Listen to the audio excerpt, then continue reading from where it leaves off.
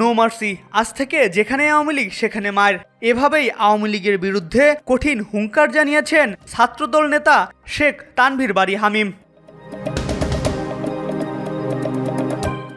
New ইয়র্কে বিএনপির মহাসচিব সহ অন্যান্য রাজনৈতিক নেতাদের ওপর আওয়ামী লীগ নেতাকর্মীদের হয়রানিমূলক আচরণে হুঁশিয়ারি জানিয়েছেন ঢাকা বিশ্ববিদ্যালয়ের কবি জসিমউদ্দিন হল ছাত্রদলের আহ্বায়ক শেখ তানভীর বারী হামিম।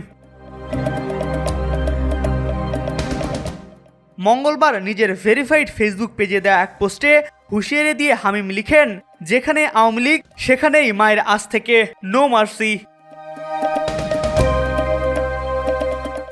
হামিম সর্বশেষ ডাকসু নির্বাচনে ছাত্রদলের প্যানেল থেকে সাধারণ সম্পাদক পদপ্রার্থী ছিলেন।